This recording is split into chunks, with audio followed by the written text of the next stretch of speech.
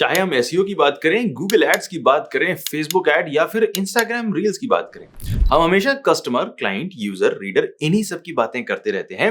But what if आपका customer एक दूसरा बिजनेस है? अगर आपका बिजनेस किसी एक कस्टमर को प्रोडक्ट या सर्विस बेचना नहीं है बल्कि दूसरे बिजनेस को ही बेचना हो तो business to business, B to B. Hello everyone, I'm Amit Tiwari from tiwari.net और आज के वीडियो में आज के वीडियो से हम एक सीरीज नई पूरी शुरू कर रहे हैं जिसमें हम टॉपिक कवर करेंगे B2B मार्केटिंग। B2B यानी कि बिजनेस टू बिजनेस। आप किसी दूसरे बिजनेस को ही अपनी सर्विसेज बेच रहे हैं। ये कस्टमर्स को बेचने से डिफरेंट होता है, टफ होता है, क्योंकि नंबर एक, आपका प्रोडक्ट अधिकतर हाई वैल्यू होता है, यानी कि परचेज डिसीजन सोच समझ कर लिया जाता है। आप किसी दूसरे बिजनेस को एक नॉर्मल कंज्यूमर प्रोडक्ट नहीं बेच सकते। और दूसरा रीजन होता है कि सेल तुरंत नहीं होती है, बिकॉज परचेज का डिसीजन बहुत सारे लोग मिलकर लेते हैं, बहुत सोच समझ कर लिया जाता है। बट अच्छी बात यह होती है कि दुनिया की बाकी सारी प्रॉब्लम्स की तरह इस प्रॉब्लम का भी सोल्यूशन है सही स्ट्रेटजी। कोई मुश्किल काम है तो आप एक स्ट्रेटजी बनाकर ही सॉल्व कर सकते हैं। और B2B मार्केटिंग में सक्सेस के लिए जो भी स्ट्रेटजी बनाकर आप सक्सेस ले सकते हैं, उसका ब्लूप्रिंट आपके सामने आज के वीडियो में हम लेकर आएंगे। ये थोड़ा सा लंबा टॉपिक है, इसीलिए आज के वीडियो में हम स्ट्रेटजी के ऊपर बातें करेंगे और जो भी टेक्निकल नो हाउस हैं उन्हें भी हम आने वाले वीडियोस में धीरे धीरे कवर करेंगे। लेकिन understand this, B2B marketing tough है, लेकिन स्ट्रैटेजी आपके सामने आ जाएगी। थोड़ा सा आपको पेशेंस के साथ समझना पड़ेगा। बहुत सारे पॉइंट्स हैं, एक एक करके आपके सामने प्रेजेंट किए जाएंगे। आपकी कंप्यूटर स्क्रीन पर अभी आने वाले हैं एक टेबल, और उस टेबल को हम लोग धीरे धीरे करके एक्सप्लेन करते हैं आपको। स्ट्रैटेजी पर आने से पहले स्टाइल की बात कर लेते हैं। जैसा मैंने अभी कहा है कि B2B की जो सेल्स जर्नी होती है थोड़ी लंबी होती है। जो पूरा डिसीजन होता है वो टाइम लेकर किया जाता है। आप अपने प्रोडक्ट को नॉर्मली सेल्स पिच वाली लैंग्वेज में अगर शुरुआत से लेकर आखिर तक फोकस करते रहेंगे तो सेल नहीं हो पाएगी, राइट? यहां पर स्ट्रैटेजी का मतलब ये नहीं है कि आप किसी भी एक ऑफर को बार बार रिपीट करेंगे। स्ट्रैटेजी का मतलब ये है कि आप प्रोडक्ट के लिए नीड को डेवलप करेंगे, प्रोडक्ट की रिक्वायरमेंट को डेवलप करेंगे एंड देन सही टाइम पर सेल के लिए पिच करेंगे। हम यहां पर 6 फेजेस में इस पूरी स्ट्रैटेजी को डिवाइड करने जा रहे हैं और इन 6 फेजेस के अपने ऑब्जेक्टिव होंगे, अपनी खुद की एक इमोशनल टोन होगी, उन सभी का अपना कंटेंट टाइप होगा और इन अलग अलग कंटेंट टाइप को हम अलग अलग प्लेटफॉर्म पर पोस्ट करेंगे। इन फेजेस को देख लेते हैं। सबसे पहले आता है अवेयरनेस। पहला फेज है अवेयरनेस, दूसरा फेज है हाईलाइट, तीसरा है इंट्रोडक्शन, चौथा है एंगेजमेंट, फिर आता है कन्वर्जन और सबसे लास्ट में है क्लोजिंग। सब कुछ कर लिया तो क्लोज करो ना, क्या बचा है। एक एक फेज को थोड़ा थोड़ा समझ लेते हैं ताकि हम उससे रिलेटेड जो कंटेंट है उसके ऊपर आ जाएं। तो अवेयरनेस फेज में हम सबसे पहले अपने ब्रांड को प्रेजेंट करते हैं, राइट? आप लोगों को अपने ब्रांड के बारे में अवेयर करने जा रहे हैं। आपको बताना होगा कि आपका ब्रांड, आपकी कंपनी क्या है, कब स्टैब्लिश हुई थी, क्या क्या करती है, वगैरह वगैरह। जिन भी चैनल्स के थ्रू आप अपने ब्रांड को प्रमोट करना चाहें, यह आपकी मर्जी है। लेकिन अवेयरनेस वाले फेज में हम अपने ब्रांड को प्रमोट करते हैं। पूरा का पूरा फोकस सिर्फ ब्रांड के बारे में इंफॉर्मेशन डालने के ऊपर है। जब आप बिग ब्रांड को प्रमोट करने जा रहे हैं तो आपकी जो टोन होनी चाहिए आपके पूरे कंटेंट की, वो इमोशनल होनी चाहिए, राइट? जब आप ब्रांड को प्रेजेंट कर रहे हैं तो हमेशा सिर्फ नंबर्स के ऊपर नहीं होता है कि मेरा ब्रांड 1999 में लॉन्च किया गया था, ये मेरी कंपनी को इस फला फला पर्सन ने लॉन्च किया था। नहीं, it has to be emotional. यहां पर डेटा से फर्क नहीं पड़ेगा। आप लोगों ने केबीसी या जो जितने भी आपने रियलिटी शोज देखे हैं, वहां पर कई बार लोग क्रिंजी हो जाते हैं, थोड़ा सा चिढ़ने लगते हैं कि किसी भी पर्सन को लेकर आते हैं तो उसकी कोई ना कोई इमोशनल स्टोरी चालू कर देते हैं। ऑब्वियसली वो थोड़ा सा ज्यादा ओवरडू कर रहे हैं, बट बेसिकली वो अवेयरनेस फैला रहे हैं। किसी भी एक पर्टिकुलर इंसान, जो एक नया कंटेस्टेंट अभी आया है, उस नए कंटेस्टेंट के साथ में आप कनेक्ट कैसे करोगे? वो अगर आपको बताएंगे कि इसने 10th में इतने मार्क्स गेन किए थे तो आप उसके साथ में कनेक्ट नहीं कर पाओगे ना। कनेक्ट करोगे इमोशनल स्टोरी से, किस बैकग्राउंड से आ रहा है, क्या उसकी मजबूरियां या क्या उसकी स्पेशलिटीज है, क्या खासियत है, क्या उसकी स्ट्रेंथ है। जो भी हो, चाहे नेगेटिव टोन में जाए, चाहे पॉजिटिव टोन में जाए, चाहे आप उसे क्रिंजी बनाएं या आप उसे इंस्पिरेशनल बनाएं, होना इमोशनली चाहिए, तभी आप किसी भी चीज के साथ में कनेक्ट हो पाएंगे। एकदम इंडियन आइडल या केबीसी वाले स्टाइल में नहीं जाना है, लेकिन फिर भी एक इमोशनल स्टोरी बनाए जिससे लोग आपके ब्रांड के साथ में कनेक्ट हो पाए। फेज नंबर 2 आ जाता है हाईलाइट। आप कस्टमर की प्रॉब्लम को हाईलाइट करेंगे।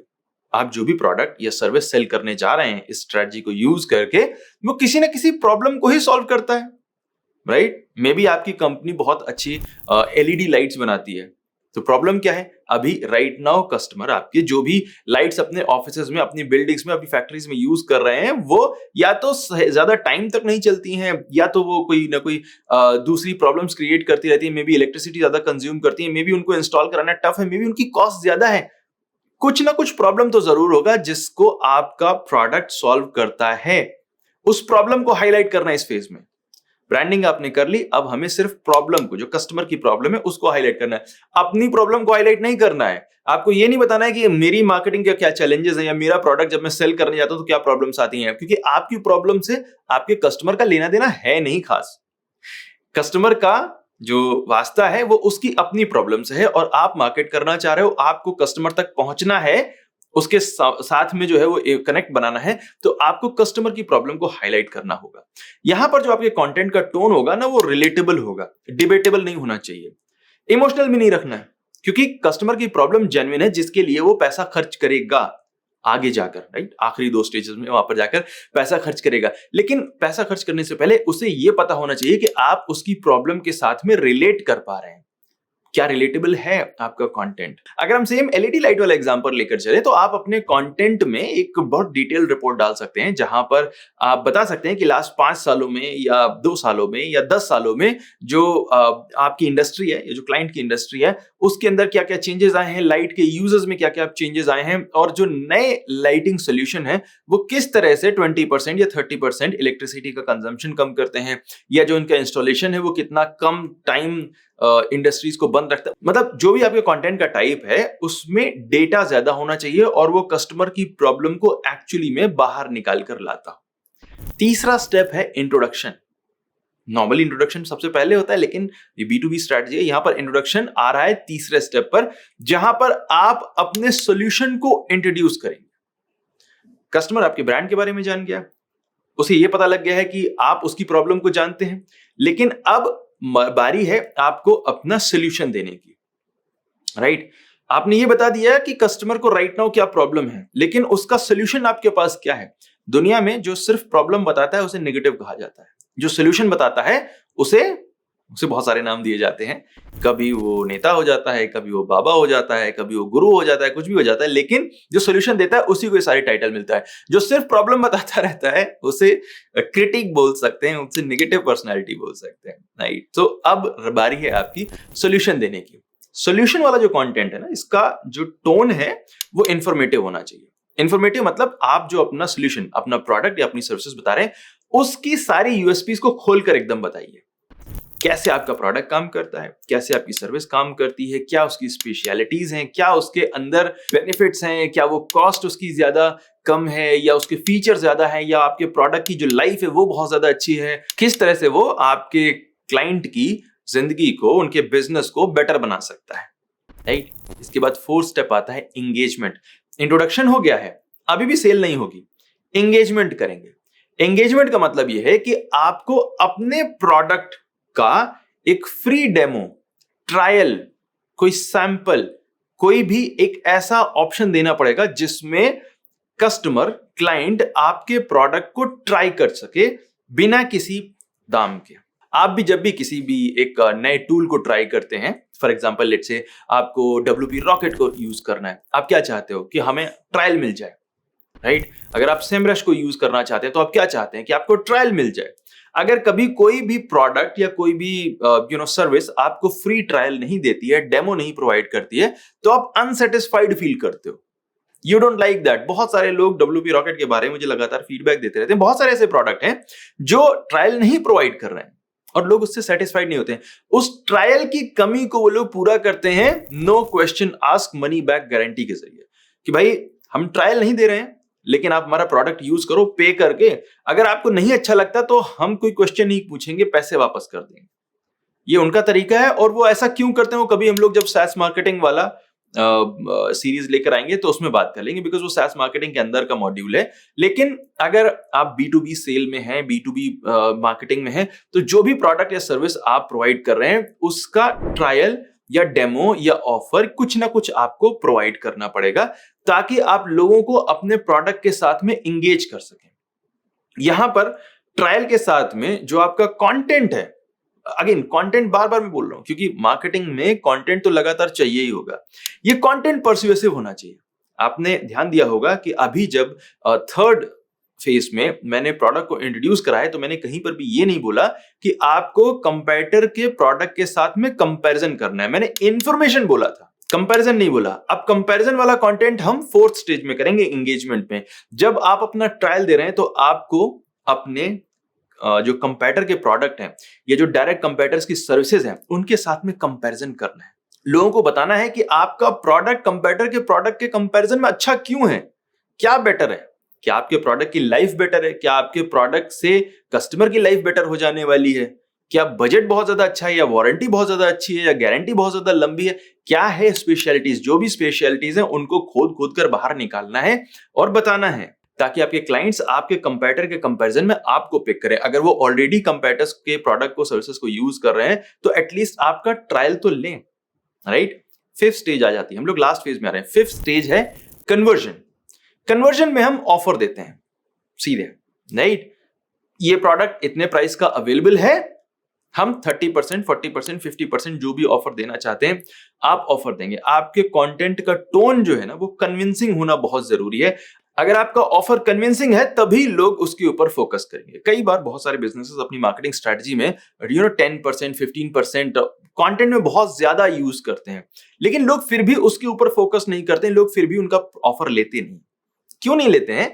बिकॉज जब वो ऑफर दे रहे हैं तो they don't actually mean the offer. Product को, अपने भी प्रोडक्ट को आपने लिया, वो 100 रुपए का जो प्रोडक्ट बिक रहा था आपने सडनली उसे 115 रुपए का कर दिया, लिख दिया उसका प्राइस और उसमें 15% ऑफ बना के वापस से 100 कर दिया।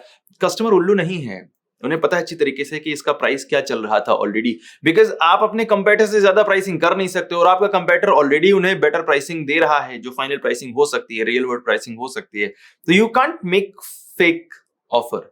कन्विंसिंग ऑफर का होना जरूरी है ताकि वो जो करंट प्रोडक्ट प्रोवाइडर है उनको डिच करके, उनको छोड़ के आपके ऑफर को एक्चुअली में कंसीडर करें। तो कन्वर्जन फेज में हम ऑफर देते हैं और ऑफर वाले कंटेंट को बहुत कन्विंसिंग बनाना पड़ता है, बहुत ज्यादा कन्विंसिंग। भरोसा, कन्विंसिंग का मतलब कि आपको भरोसा दिलाना पड़ेगा कि आपका जो ऑफर है वो बेस्ट ऑफर है, उससे ज्यादा बेटर प्राइस कंपेटिटर नहीं दे पाएगा। लास्ट स्टेज है क्लोजिंग, जिसमें आप सेल करते हैं। आपने ऑफर दे दिया फिर भी कस्टमर अगर क्लोज नहीं कर रहा है तो यहां पर आपको डिसाइसिव वे में, राइट, बस अब ये जो ऑफर है ये 15 दिन के लिए ही बचा है, बस ये लास्ट कुछ दिनों के लिए ऑफर है, बदना इसके बाद बंद हो जाएगा। फिर ये चाहे आप जिस चैनल से कस्टमर तक आउटरीच कर रहे हैं वहां पर आपको फाइनल सेल करनी है, डिसाइसिव कंटेंट प्रोवाइड करना है और उस डिसाइसिव कंटेंट के जरिए आपको सेल्स को क्लोज करना होगा। ये होगी हमारी सिक्स्थ फेज। सो ये टोन की बातें हो गई। अब हम एक बार देख लेते हैं कि अलग अलग फेज के लिए किस फॉर्मेट में कंटेंट होना चाहिए आपका, और सबसे ज्यादा इंपॉर्टेंट चीज कि उसका मीडियम क्या होना चाहिए। जब हम अवेयरनेस फेज में हैं, जब हम अपने ब्रांड को इंट्रोड्यूस करना चाह रहे हैं, इमोशनल कंटेंट डाल रहे हैं, उस टाइम पर जो आपका फॉर्मेट है ना वो बहुत विजुअल होना चाहिए। विजुअल का मतलब ये है कि उसमें इमेजेस ज्यादा हो, वीडियोस ज्यादा हो, राइट। आपका जो मीडियम होगा, जो मेन चैनल रहेगा ना वो होगा social media, website. Social media मतलब आप यूट्यूब वीडियो डाल सकते हो, इंस्टाग्राम रील डाल सकते हो, फेसबुक वाली रील डाल सकते हो, कंटेंट डाल सकते हो, आप ट्विटर पर जाकर ब्रांडिंग कर सकते हैं और यूट्यूब पर कर ही सकते हैं। उसके अलावा वेबसाइट पर भी आप विजुअल कंटेंट अपने ही ब्रांड के बारे में डाल सकते हैं। दूसरे हाईलाइट फेज पर जब हम आते हैं तब आप स्टोरी फॉर्मेट में कंटेंट डालेंगे। अगर आप इंडस्ट्री की किसी लीडिंग वेबसाइट पर, न्यूज वेबसाइट्स पर, ब्लॉग्स पर अगर आप अपने बारे में आर्टिकल लिखवा सकते हैं या वीडियो पब्लिश करा सकते हैं तो आप करें, लेकिन आपको हाईलाइट करिए, आपको स्टोरी टाइप का कंटेंट चाहिए। जब हम थर्ड फेज पर आते हैं तो भी फॉर्मेट स्टोरी वाला ही रहता है, लेकिन यहां पर आप इन्फोग्राफिक्स पर फोकस कर सकते हैं, सक्सेस स्टोरीज पर फोकस कर सकते हैं, वेबिनार्स वगैरह पर फोकस कर सकते हैं। वीडियोस भी अभी भी एकदम उस पर रहेंगे, यूजफुल रहेंगे। आप अपनी वेबसाइट पर आर्टिकल्स भी पब्लिश कर सकते हैं। फोर्थ फेज है एंगेजमेंट वाला, जहां पर आपको फ्री ऑफर वगैरह देने हैं, राइट। यहां पर फ्री कंटेंट रहेगा, आप ईमेल मार्केटिंग पर फोकस कर सकते हैं, फ्री ट्रायल अपनी वेबसाइट के थ्रू पब्लिश करा सकते हैं, आप पीपीसी का सहारा ले सकते हैं जहां पर आप अपने फ्री ट्रायल को, फ्री डेमो को, या भी जो भी आपका ऑफर चल रहा है जिसके जरिए कस्टमर आपके प्रोडक्ट को फ्री में ट्राई कर सकता है, उनको एडवर्टाइज कर सकते हैं। ये फ्री ऑफर है, इसीलिए एड्स के जरिए भी ज्यादा ट्रैक्शन आएगा, ईमेल मार्केटिंग के जरिए भी ज्यादा ट्रैक्शन आएगा और आपको एंगेजमेंट मिलेगा। पांचवा फेज आ जाता है कन्वर्जन का, जहां पर आपको सेल्स पिच आगे लेकर जानी है, एड पर फोकस करना है, प्रमोशन पर फोकस करना है, एफिलिएट मार्केटिंग करनी है, इन्फ्लुएंसर मार्केटिंग करनी है, कन्वर्जन फोकस करना है, राइट? पूरे time sales pitch, sales pitch, sales pitch. Last phase है क्लोजिंग वाला, जिसमें हमें फाइनल ऑफर प्रेजेंट करना है। आप फॉलो अप ईमेल कर सकते हो, आप डायरेक्टली कॉलिंग करा सकते हो, आप एड तो रन कर ही रहे थे लेकिन आप रीटारगेटिंग एड्स भी रन कर सकते हो, राइट? इन्फ्लुएंसर मार्केटिंग अभी भी चलेगी, एफिलिएट मार्केटिंग इस स्टेज में चलती रहेगी।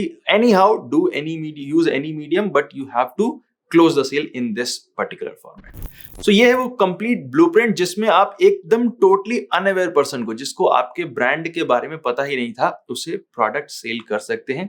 और आप देखेंगे कि इस पूरे ब्लूप्रिंट में हम हमेशा पूरे time sale sale sale sale नहीं कर रहे हैं। हम अपनी ब्रांडिंग भी कर रहे हैं, कस्टमर्स की साथ में एम्पैथाइज भी कर रहे हैं, उसकी प्रॉब्लम को भी समझ रहे हैं, अपने प्रोडक्ट को भी सामने रख रहे हैं और साथ में कंपेटिटर्स के साथ में भी अपने प्रोडक्ट को कंपेयर करके लोगों को दिखा रहे हैं कि हमारा प्रोडक्ट कैसे बेटर है, ऑफर दे रहे हैं, फ्री ट्रायल ले रहे हैं, यूजर बेस बढ़ा रहे हैं और at the end of the day sale भी क्लोज कर रहे हैं।